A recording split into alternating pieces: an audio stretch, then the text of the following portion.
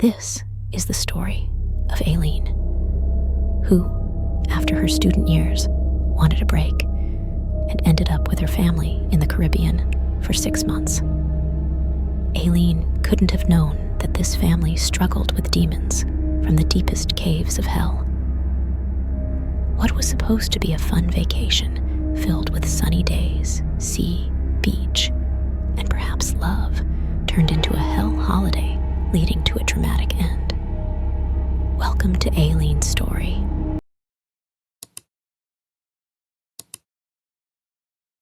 Have you ever experienced that feeling? Anticipating something, looking forward to a new adventure.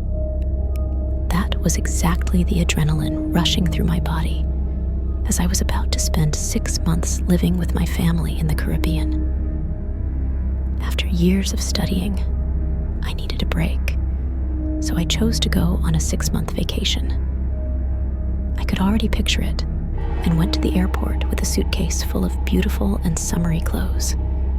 The family I was going to stay with consisted of my Aunt Martha and Uncle Brian.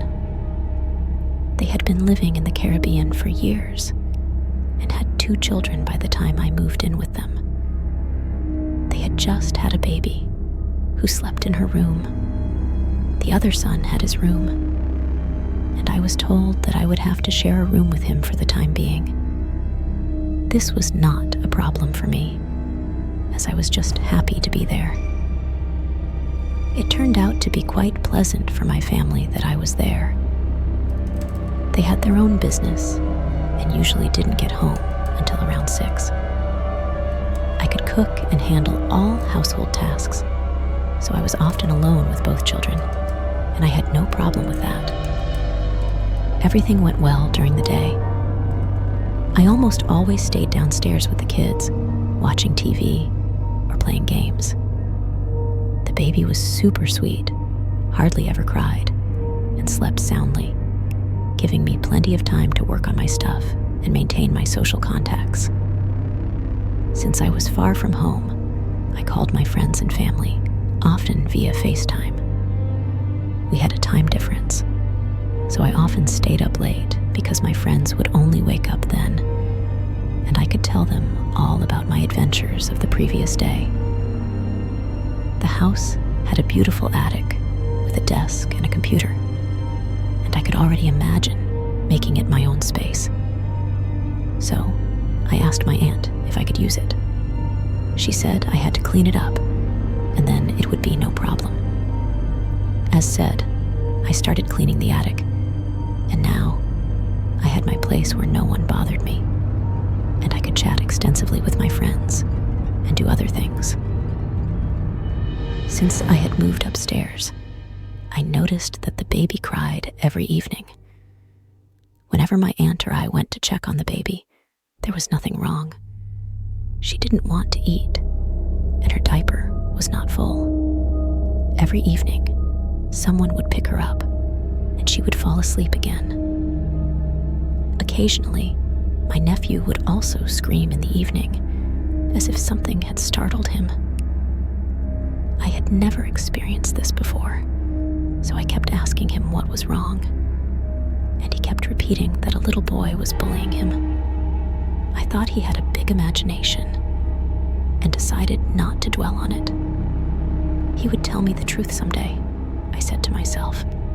A few evenings later, while I was in my world in the attic, I heard footsteps coming up the stairs. I was startled, lowered the volume, and sat upright on my office chair. I expected my aunt or uncle to come through the door at any moment, but that didn't happen. I was surprised and thought I might have imagined it, so I continued with what I was doing. As I sat on my office chair, I heard someone running behind me. It sounded like a child's footsteps. I laughed and called my nephew, saying that I had seen him and that he couldn't scare me. I heard someone laughing and turned around.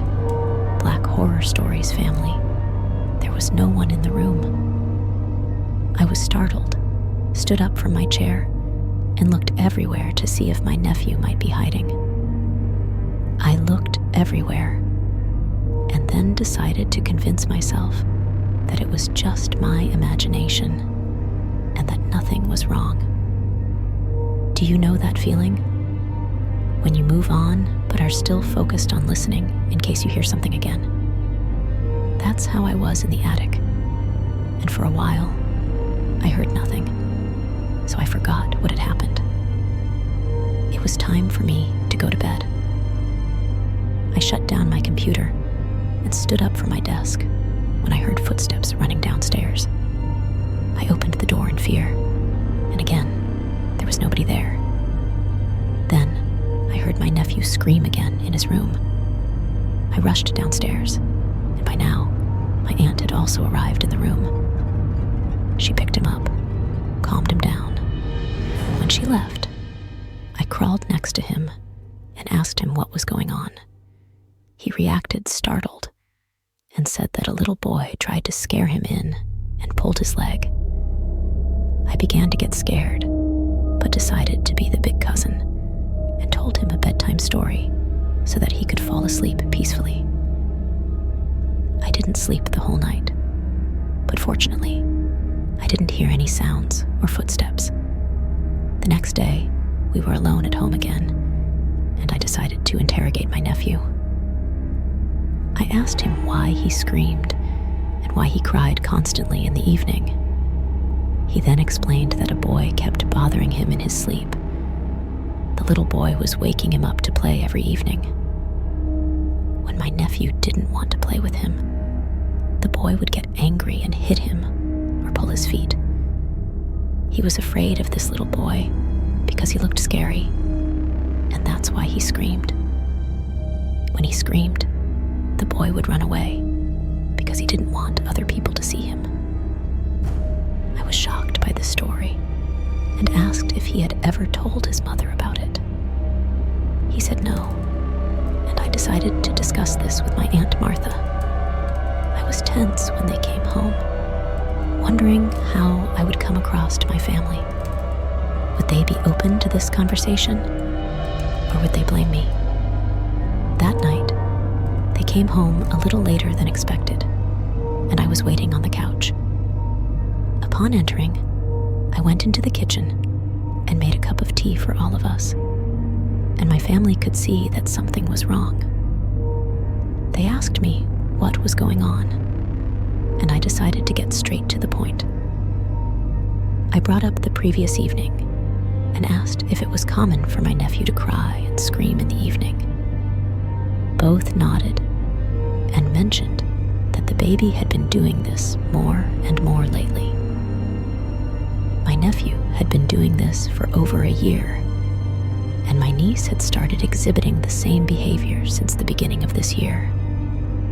I looked surprised and asked if they were planning to let this continue.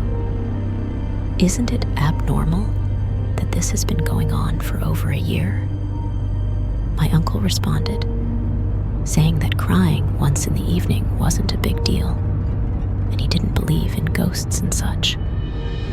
According to my uncle, those were all fairy tales, and everyone shouldn't let themselves be fooled. Now, I doubted whether I should tell them what I had experienced in the attic. Would they think I had gone crazy? I decided to keep quiet, but asked if any of them had experienced anything strange. Both looked at me as if I were confused and said that they hadn't experienced anything strange. I ended the conversation and decided to investigate on my own in the coming days. That same evening, I decided not to go to the attic, but to crawl into bed with my nephew directly. On the one hand, I was scared to go to the attic, and on the other hand, I was also very tired. After putting my head on the pillow, I fell asleep immediately. I don't know how long I slept, but I woke up to Daryl's crying next to me. I heard the crying in the distance at first, making me wonder if it was a dream. When I woke up and realized it wasn't a dream, I couldn't open my eyes. I struggled to open my eyes, but it didn't work. Daryl's crying became louder and more anxious I started praying for protection, and I kept praying until my eyes suddenly opened. I immediately looked next to me in bed, but strangely, Daryl wasn't there anymore. I jumped out of bed and ran out of the room. Daryl wasn't in the hallway, and at that moment, I heard his crying coming from downstairs. I then looked at my uncle and aunt's bedroom, and the door was still closed. Quite irritated, I thought to myself, how can you sleep so deeply and not hear anything while your son is crying so hard? I quickly ran down the stairs, where I almost fell when I stumbled over something. Because it was dark, I couldn't see clearly what was on the stairs. It looked like a pile of clothes, but it felt hard when my feet touched it. Once in the living room, I heard Daryl's crying louder and clearer, but I couldn't see him anywhere. I became restless and aggressively turned on the light, and there I saw Daryl at the garden door. He seemed to be in a struggle with the lock. He wanted to open the door, but he couldn't. I asked him what he was doing, and he turned around, frightened, pointing outside. People. I was terrified. So I decided not to walk to the door and decided to pull Daryl toward me instead. His face was wet from crying, and he was all sweaty. He seemed very frustrated because apparently he wanted to open the door, but he couldn't. I asked him what was going on, and he said he wanted to go outside because his friends were playing there. I told him friends couldn't be outside in the middle of the night, and he pointed to the door, saying that I could go check. They were there, according to Daryl. I laughed it off and said we would go back to bed, and Daryl panicked again. He said he had to go outside because otherwise, that little boy would hit him again in the room and pull on his feet. The little boy was so angry because he couldn't open the door, so that little boy became mean and started insulting Daryl. I asked him why he would do something for someone who was scaring him, to which he replied that the little boy in the house had said he would kill him otherwise. Out of fear, my nephew kept turning the key. Thank goodness he turned it in the wrong direction. I spent almost 15 minutes downstairs with my nephew, and there was no sign of Martha or Brian. I got a little angry with them for not seeming to care about the children. I picked up Daryl and walked upstairs. Latifah was still sleeping, and Martha's door was wide open. I looked at it with a frown and wondered if I was going crazy. I'm pretty sure the door was closed when I ran downstairs and almost stumbled. Dear family, please leave a like and a comment for us so we can go viral with this channel. Let us continue the story. I remember hitting something on the stairs, but at the same time, I realized that I didn't see anything when I walked back with Daryl. I decided to check, and as you can guess, there was nothing on the stairs. I was fed up, so I walked back upstairs and knocked on the bedroom door of my uncle and aunt. Martha woke up, asking what was going on. I was angry at this point and asked her to come to the hallway. In the hallway, I briefly told her what had happened, and she couldn't believe her ears. She asked if I had a nightmare. I replied, asking her to come with me to Daryl's room to ask him directly. When we arrived in Daryl's room, he was crying again, staring in fear at the corner of his room. Due to the loud crying, my Uncle Brian also woke up and entered the room. I asked Daryl to tell his parents what had just happened, and he said, "No, the little boy said I'm not allowed to tell, or he'll kill me." Martha and Brian looked at us as if we were crazy and decided to comfort Brian and let him sleep. I was very angry and said I would go downstairs, and if they still wanted to hear the story, they had to come downstairs. After some time, both came downstairs, and we sat at the kitchen table. Frustrated, I said that serious things were happening, and they were doing nothing about it. I told the story and said that if Daryl had managed to open the door, we might never have seen him again.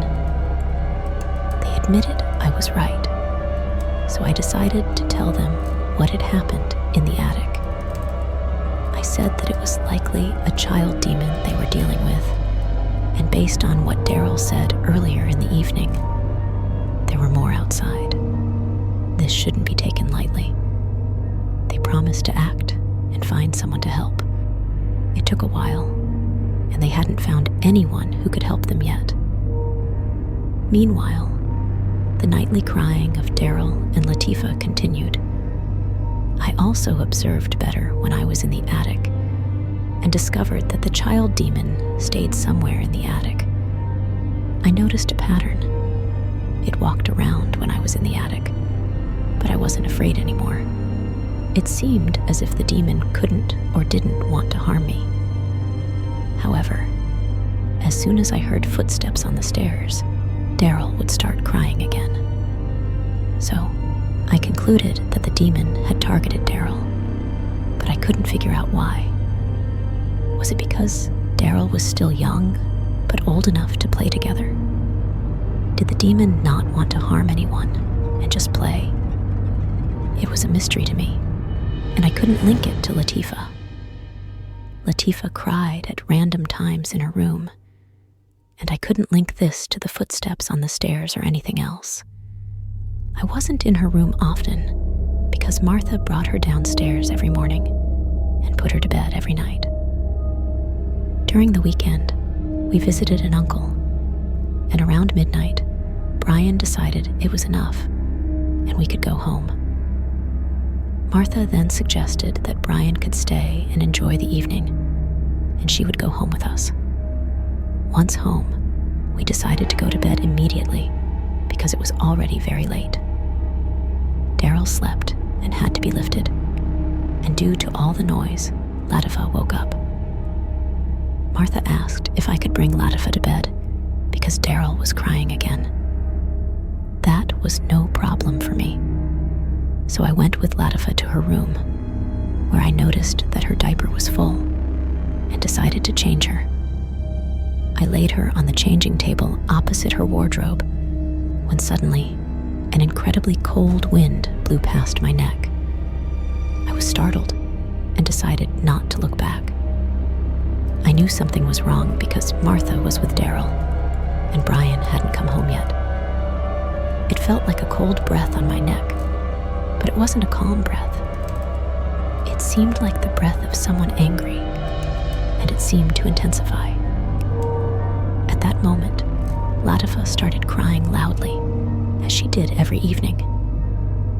I lifted Latifah and went to Brian's in my room, where she immediately became calm and stopped crying. I was now sure that there was still something in the house, and it wasn't the child demon in the attic. That one was short and playful, and this felt like an adult with a lot of anger. I felt the presence so strongly in Latifah's room that I concluded that things stayed there. I decided not to tell my aunt anything yet, but asked Martha if Latifah could sleep in her room. We didn't know when Brian would come home, and with all the darkness in the house, we better be cautious. That night, I dreamed that I was visiting an old man who happily showed me photos from his past and told me that he had a good job. There was a lot of art in the house, so I asked if he was a collector. He said he wasn't a collector, but that he had been all over the world and had brought back many things.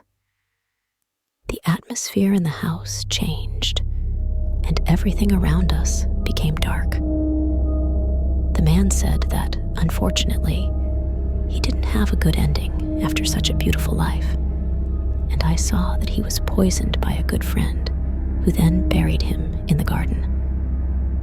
His body was never found, so he never found peace. Meanwhile, his sorrow had turned into anger that had worsened over the years. He said that my uncle and aunt now live where he is buried, and Latifah's room is right above his unwanted grave. He had no problem with Latifah because it was quiet during the day, and in the evening, he could do as he pleased. It was quiet during the day and in the evening as well.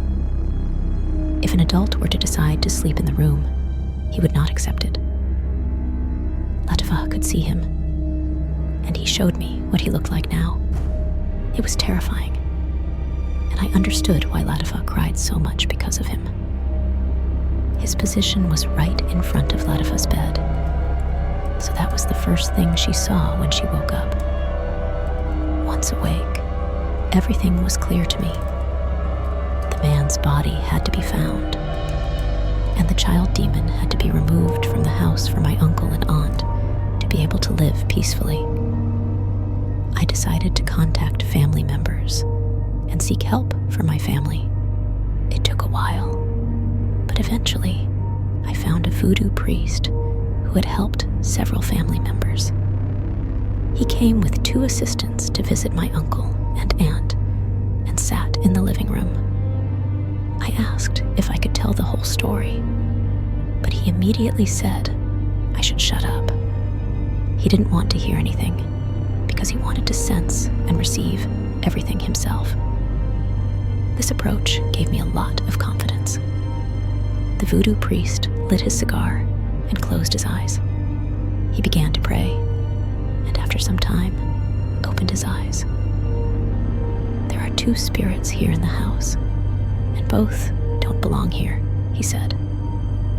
I felt happy inside because I thought we had found the right person. There's a child demon in the house who accidentally ended up here. He can't go outside anymore, but his friends are still waiting for him at the door.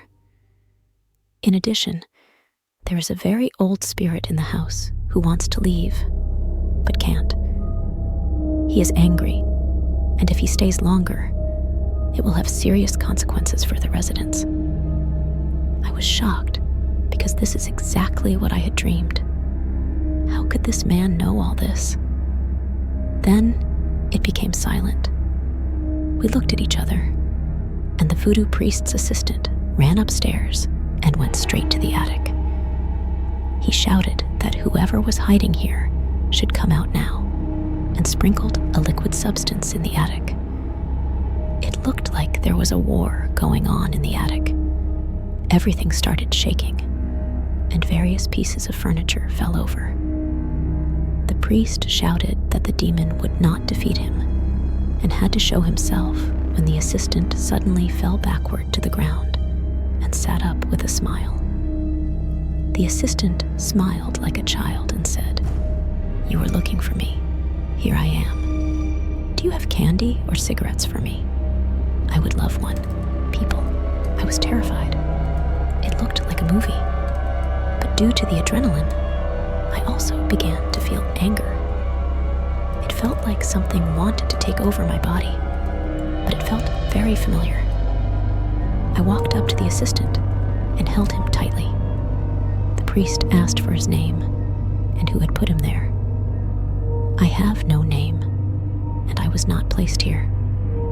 That naughty man there lured me here when he came to work with his son, he said. It turned out that this demon had been working with his friends at my uncle's workplace for years. They had to ensure great profit and prosperity within the company. One day, Brian took my nephew Daryl to work, and the child demon saw Daryl as a friend to play with and came home with him. Once in the house, he couldn't go outside anymore.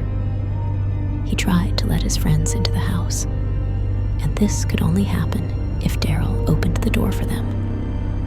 This is why Daryl was bullied every evening and constantly tried to open the garden door. The child demons outside turned out to be of the worst kind. The child demon in the house was afraid of them and planned to sacrifice Daryl to them. He admitted that he would push Daryl outside once the door was opened and would close the door again. If they take Daryl with them, they will leave me alone because they have been bullying me for a long time, said the child demon with a crying voice. The voodoo priest removed the child demon with his rituals and said, "We were very lucky. If Daryl had managed to open the door, we would probably have been too late." The voodoo priest stood up and said it was time to confront the old spirit. He put on some jewelry that stood for protection and walked towards Latifa's room. Arriving in the room, he spoke calmly and said that he felt the spirit, but that it was time for the spirit to leave the house. Latifa's wardrobe began to shake, and the door opened and closed. The priest pointed to the closet and said that the spirit lived there. Again, the assistant of the priest ran inside, and it seemed like the spirit possessed him. He laughed cheerfully and asked if he would finally be relieved of his suffering. I didn't understand what he meant, but then it turned out that the spirit didn't want to be here at all. He died in the place where Latifa's wardrobe stands, and apparently his body is buried under the house. Because he was never found, he couldn't leave this place and couldn't go to the afterlife. The priest said he would remove his spirit from the darkness and relieve him if he left the family alone afterward. The helper, possessed by the spirit, stood up and said, "I'm leaving, but I'll take her with me," and ran at full speed towards Latifa to grab her.